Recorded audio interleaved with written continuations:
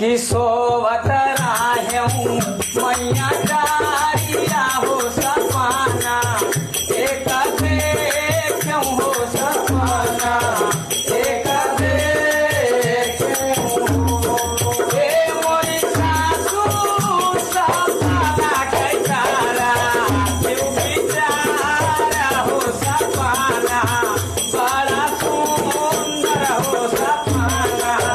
बड़ा सुंदर हो मोरी सासू सपने कैसारा क्यों बिचारा हो सपना बड़ा सुंदर हो सपना बड़ा सुंदर हो। भैया वह बताओ था कैसे कि पहिला सपना सासू देखूं अरे पाही ले पहाड़वा हो कि पाही ले पहाड़वा हो मोरी सासू हमारा कई घावलिया हर के हाथ हो अचरवा हमारे छोड़ई हो अचरवा हमारे छोड़ई हो मोरी सासू हमारा कई घावलिया हर के हाथ हो अचरवा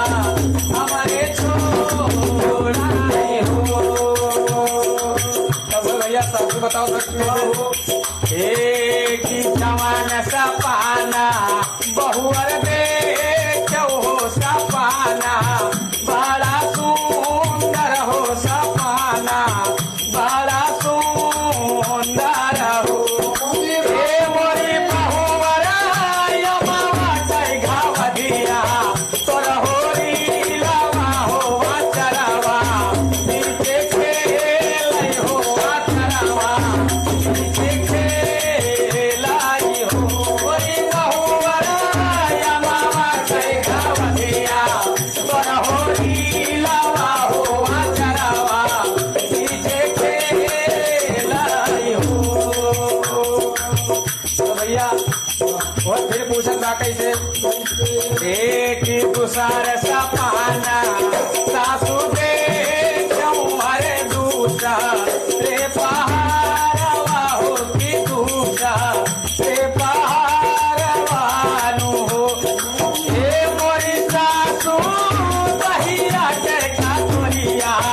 हर के हाथ हो अचरवा हमारे छीरा कहीं हो अचरवा हमारे छीरा कहीं ए मोरी सासू बहिया के कातोरिया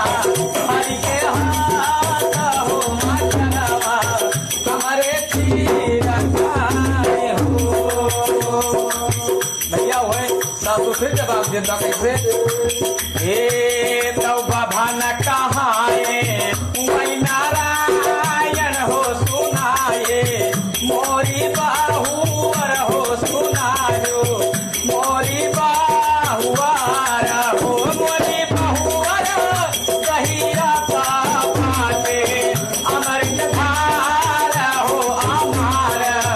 राहे लाला ना हो अमार राहे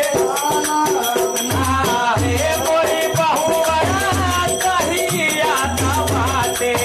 अमृत धारा हो अमार राहे लाला ना हो अमार राहे लाला ना हो। तब भैया है पर भैया तीसरे सपने के बारे में बताओ ना कैसे एक तीसरा सपना सासू देखूं अरे तीसा रे पहाड़वा हो कि तीसा रे पहाड़वा हो रे मोरी सासू सोनवा कैसा लैया ननदी हाथ हो कि पूता लाबाना वही हो कि पूता लाबाना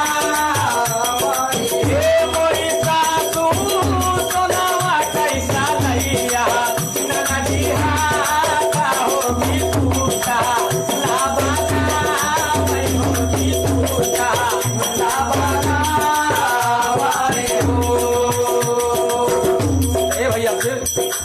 सासू फिर समझाओ ना कि कैसे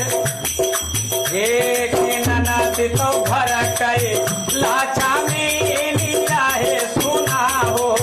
मोरी बाहू रहो सुना हो मोरी बाहू रहो हे मोरी बाहू पोताला तोहार लाला नावा सुधार है सुना दिया तो सुधा सुरा दिया हे मोरी बाहू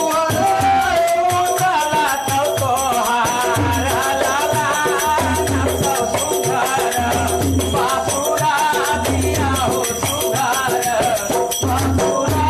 विरानो और भैया कैसे कहा थी ये जे यही मांगा लगा वही की गाई ये सुना वही हो की गाई ये सुना वही हो तो ये मोरी भैया तुलसी पैदिया ना जाला वही हुआ मारा पाला पावाई हो कोई भैया तुलसी